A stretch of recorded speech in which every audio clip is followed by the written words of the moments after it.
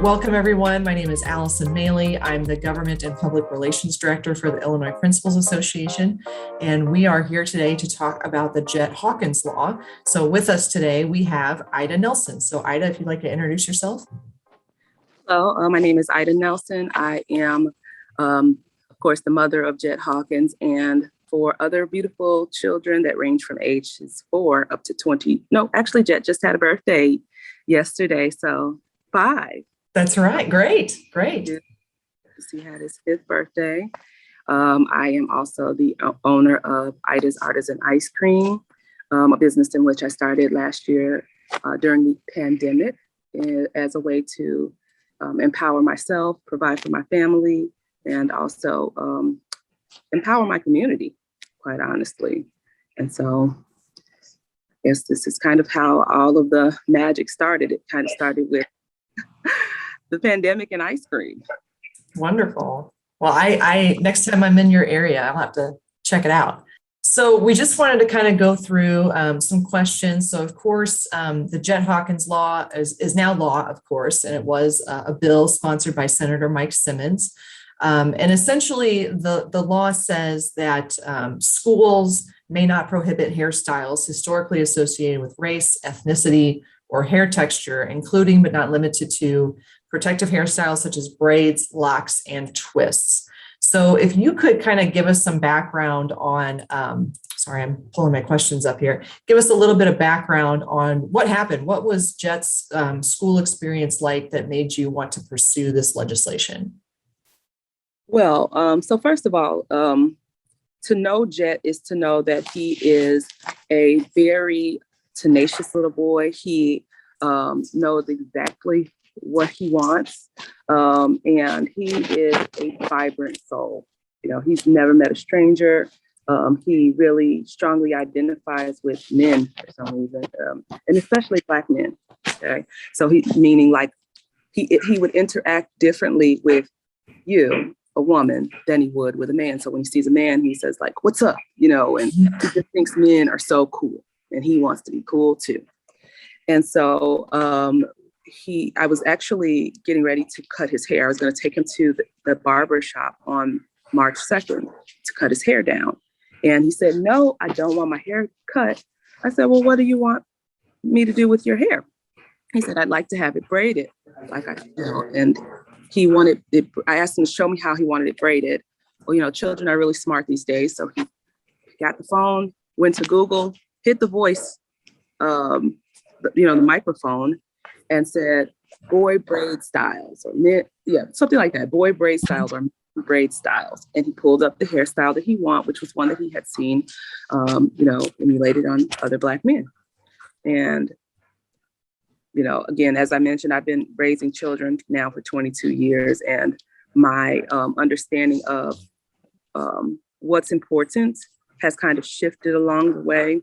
And I've come to an understanding that allowing children to express themselves and to feel like they have some choices is something that I've kind of been leaning more towards, you know, as I go into the latter stages or latter ages of parenthood, I guess you could say. Sure. And so I said, okay, fine. You know, it's not going to hurt anything to let him braid his hair. He was so excited about this hairstyle. He called my mom up on FaceTime, had everyone in the family come down and, ooh and ah over him. And he was so excited to go to school the next day to show his teacher and his friends.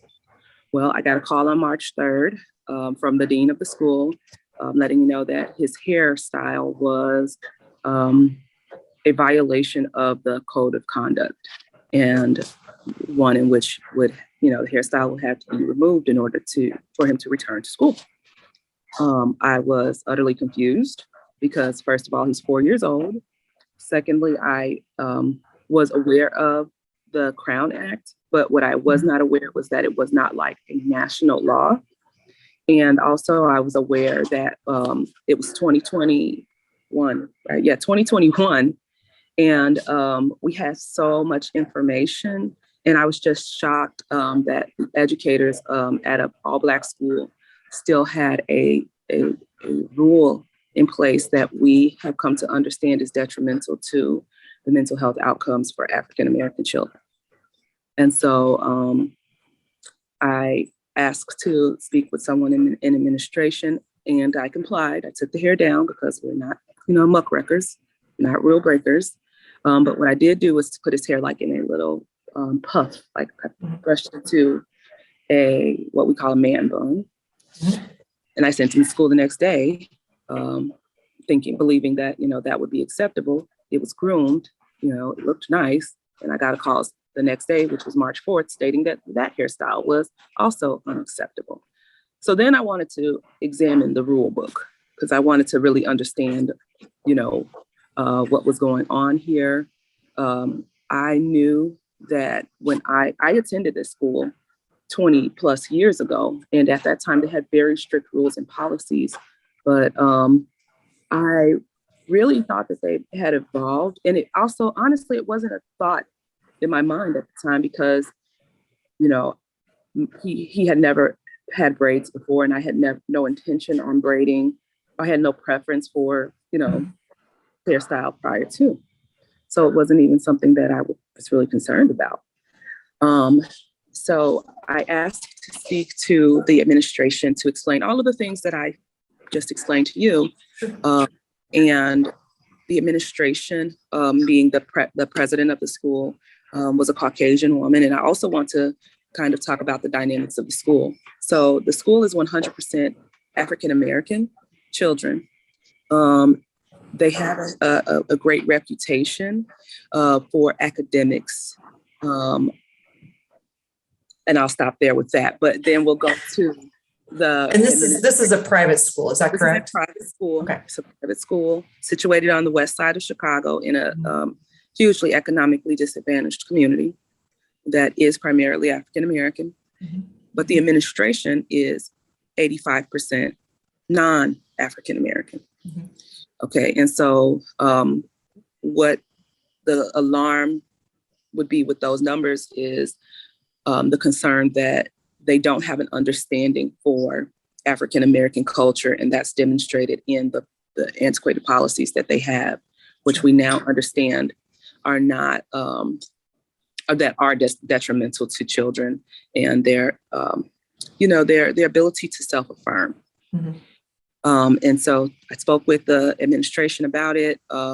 They said that, these rules have been in place for a long time. And, we would have to go through some different measures to try to change them. But I kept hitting roadblocks as I was really trying to, get them to examine the rules sooner rather than later. Right. Because I felt, of course, this was an urgent matter. I hope I've answered your question. Yeah, I think that covers kind of the background of it. So, and, I think one of the questions that I had, or that Carolyn had also, was, the types of things that you were seeing that prompted you to act. And I think, you've pretty well covered that. So tell us a little bit about your contact with Senator Simmons, and how did that get started? How did you reach out to him? Is this something that you had prompted on your own, or is this something that he had, been involved in? Just kind of give us a little background on that. Okay, so as I mentioned, I was attempting to resolve this internally. I felt like, and I was under the understanding that this is something that the stroke of a pen or, a few keys could change, meeting of the minds and them having an understanding that this was bigger than just what their policies were. This is more so a moral issue. And I thought that I could just appeal to the school, but I got a lot of pushback because they are not used to parents challenging them on these things. And so when I was not getting anywhere with the school, I took it to the court of social media. I kind of laid out the scenario of what happened.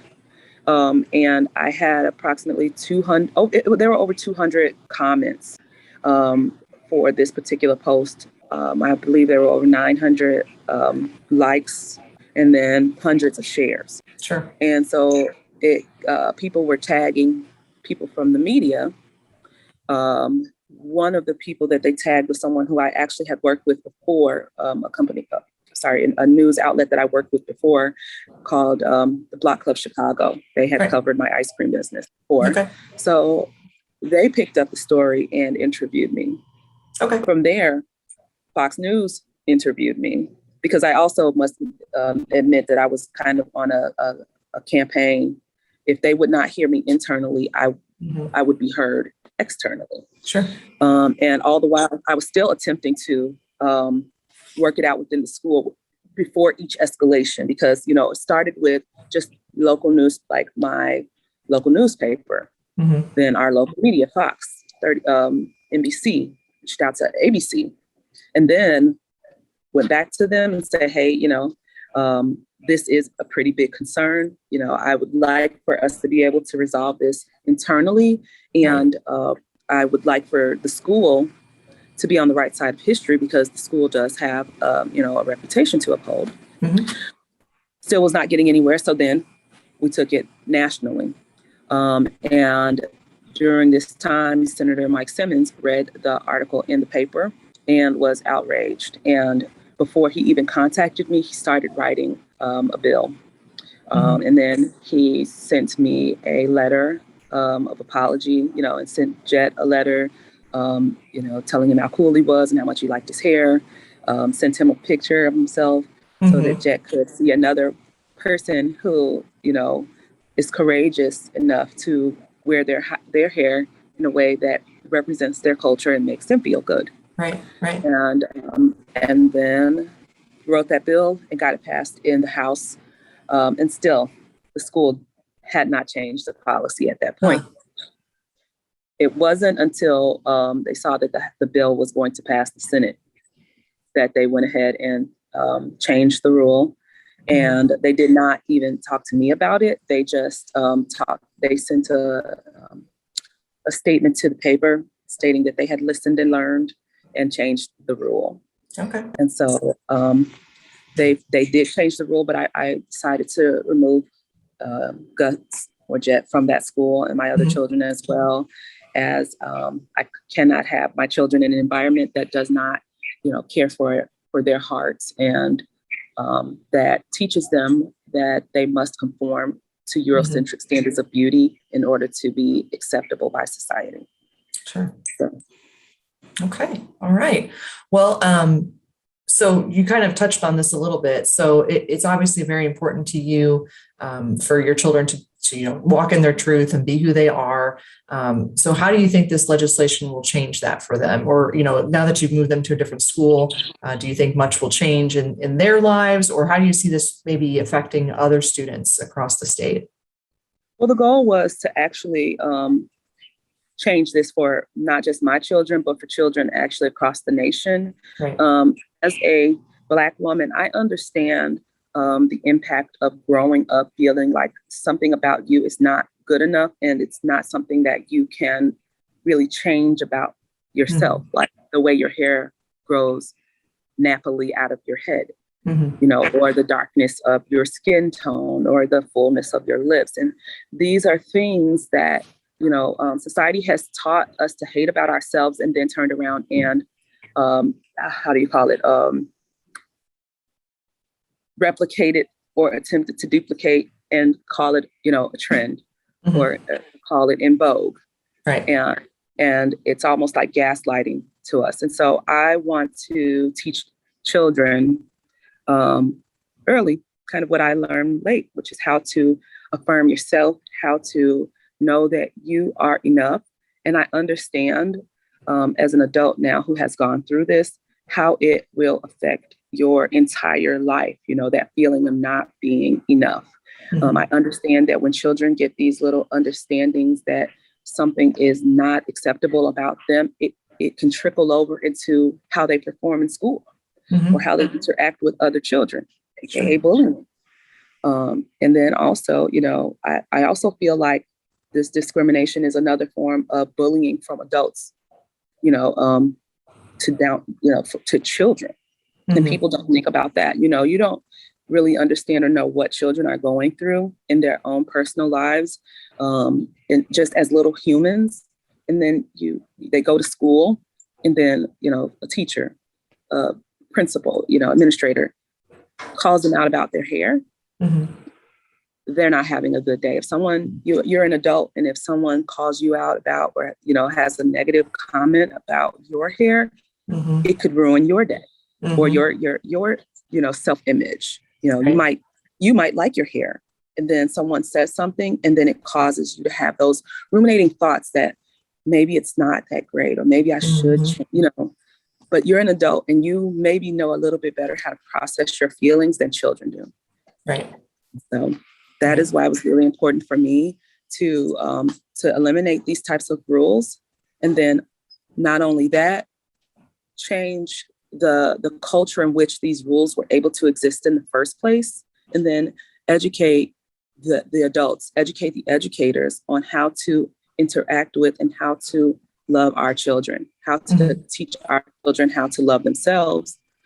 And so I figure, we've been leaving this in the hands of people for how many centuries, and it just hasn't been working out. So now, just as you would not leave your children with a babysitter without instruction, feel like we should not continue to leave our children in the hands of educators without educating them on what Black culture is, what it is not, what it looks like, and what it means to us. Yeah. Well, can you speak a little bit about that? So what is the significance to you for doing your hair the way you do, the way your children might do their hair? You mentioned that Jett, kind of found something on the internet that he kind of liked to have for his own hairstyle. Is there, can you speak about your experience growing up, or your experience as an adult now and as a parent about, the things that you do to your hair and your family's hair, that it's significant to you, culturally or, ethnically? Kind of give us some background on that. Well, for us, the hair thing kind of starts when we're babies. In the African-American community, we have a habit of, because of what we've been taught, that's self-hatred that we've been taught, started with babies. We were examining their hair and deciding whether or not they have good hair or bad hair. And that depends on how kinky their curls are or how loose their curls are. Okay, so that's kind of where it starts. And so I'm glad that we are now starting to work on changing the narrative about that. So for me, I was born with, and most of my children were born with, kinky hair.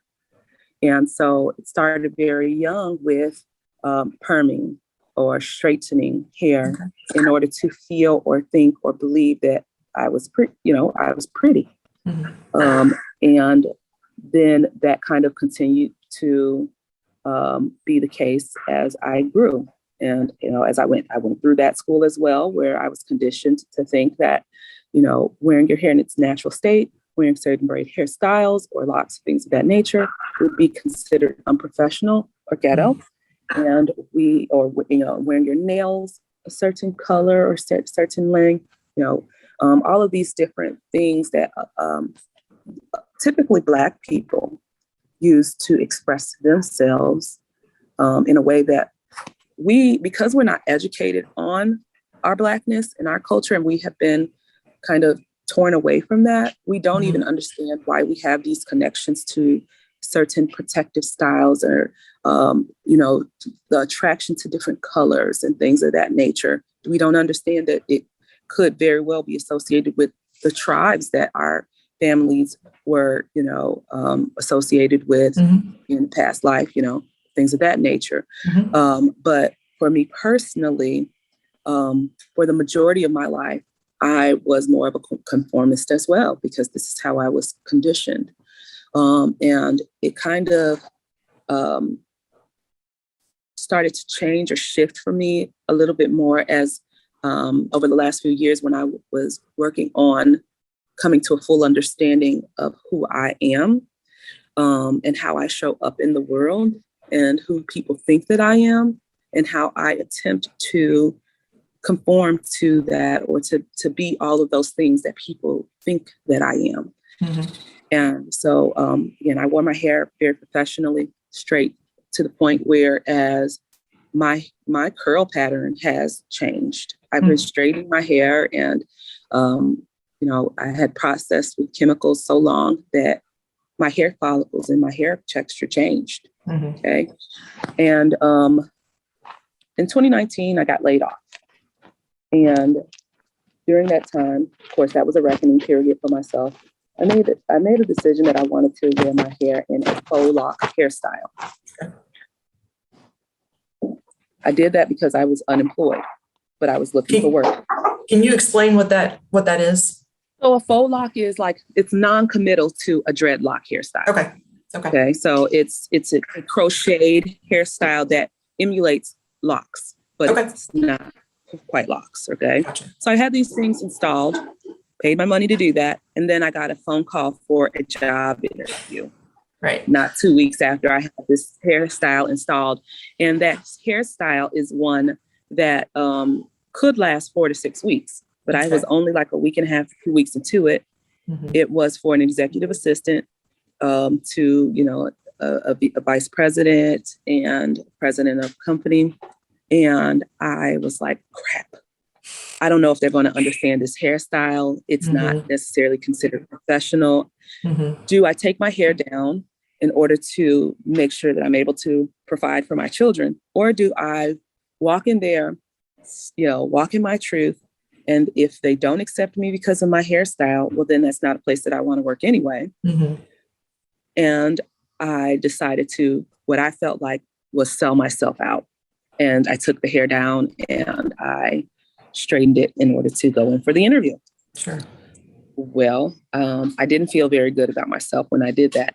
And I made that decision that I'd never do that again, And so fast forward almost 2 years later, when we've had all of these different issues going on within the country, when we've had to fight so hard for our rights to just be seen, heard, accepted, when this was happening to my child, I felt very much triggered.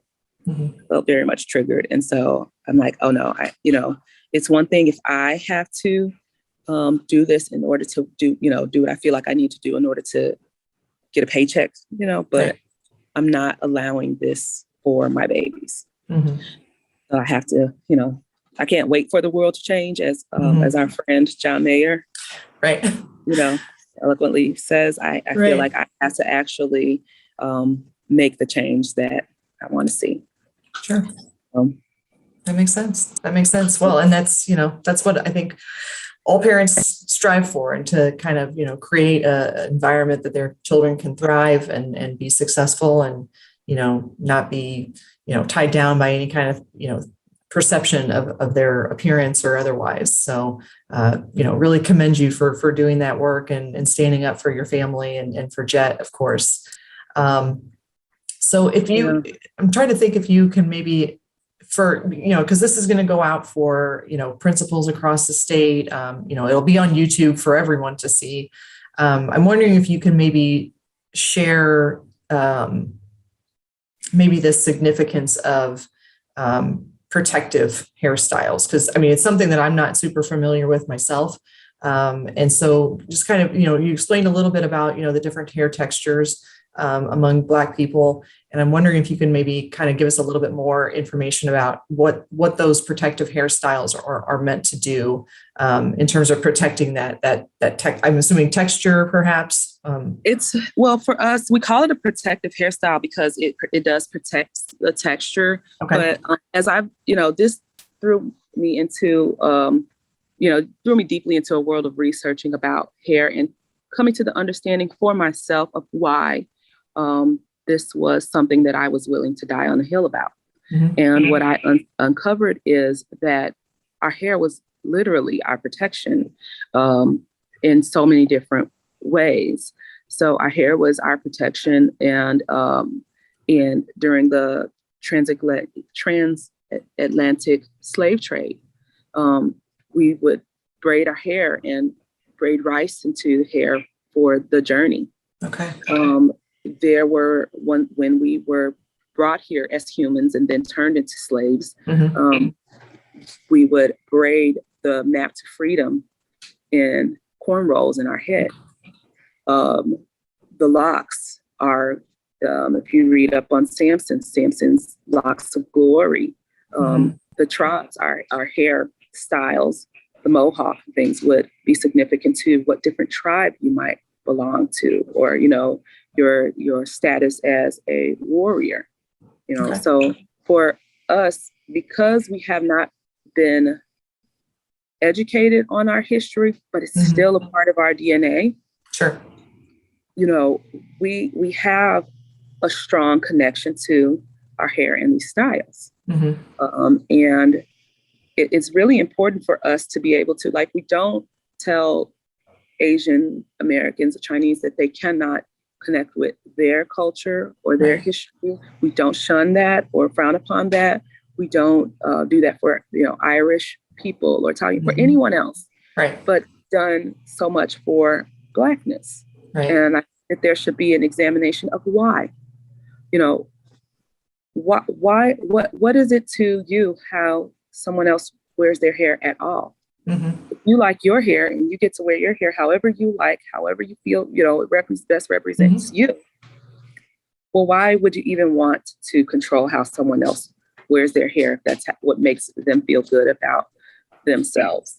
Sure. And so this is what I would really challenge everyone to start to examine, and have a little bit more compassion. And another thing that I wanted others to come away from, the takeaway that I want other parents to have for this is that you are your children's biggest advocate. A lot of people give kudos and applaud me for doing what I did. And I feel like I did not do anything outside of what I was supposed to do as a mom. It's like, what else? What else are we here for other than to protect? And it's not even just, I feel like a mental threat is just as imminent and just as, a big of a threat as a physical threat to our children. And so I just think that I didn't do anything other than what we all should be doing. Right. No, I agree. You mentioned earlier about the Crown Act. Can you talk a little bit about the Crown Act? I've just, become aware of it just in the work group that we've had on the legislation. So can you talk a little bit about that and your research into it when you discovered that it's not necessarily nationwide? So as it relates to the Crown Act, unfortunately, we as Black people had to create laws that protect our ability to just exist in society and wear our hair the way that we, feel that we should be able to. So not apparently. So there are rules in the workplaces that are specifically targeting African-American hairstyles and make them prohibitive in the work environment. And so that's kind of what the Crown Act covers. It's a law that is specifically for banning discrimination against hairstyles that are historically associated with Blackness and Black culture.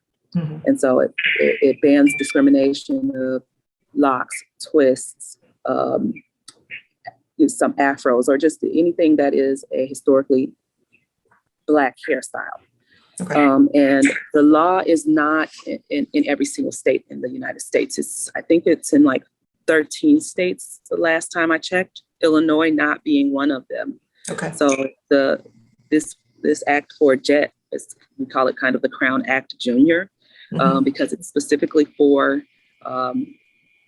public, private, and charter schools, elementary schools and high schools. I don't even believe that it covers universities. Right. And so that is kind of what the Crown Act is all about. Okay. So, great. And so if anyone, watching this is appalled just as we are that this is even a law or not, most people were not even aware that this was a law, and they're not aware because it doesn't affect them. But if you are a person who believes that this is unfair, what you can do is talk to your legislators about it. Be proactive. It's one thing to say, man, that's unfair. But just saying, man, that's unfair does not change anything. And, it's useless. Action is what we all need.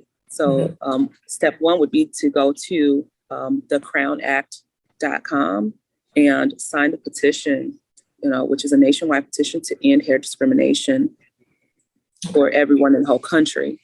And then step two would be, again, to talk to your legislators and find out where they stand on hair discrimination and other issues that affect, people of color. Yeah, no, that's great advice. You've kind of pioneered some of that action in your own life and in your own family, and we're grateful for that. So I think we've covered all the questions that we have. Is there anything else that you wanted to share or add to our discussion today? Well, yeah, as you can see, I started my lock journey. And I was inspired by my child's, bravery to stand up for what he wanted and stand in his truth, and, educating myself on the significance of the locks of glory and, feeling empowered by the things that I've learned. I decided to stand in my truth and accept my hair the way that it is, and I locked my hair. All right. Looks great. Thank you. You're welcome. Well, thanks again to Ida Nelson for joining us today. We really appreciate your help and your expertise and your advocacy for Jett and for your family. Thank you for joining us and sharing about your experience in getting the Jett Hawkins law passed into law with Senator Simmons. So thanks for joining us, and we will wrap up this IPA talk, and we'll see you all soon.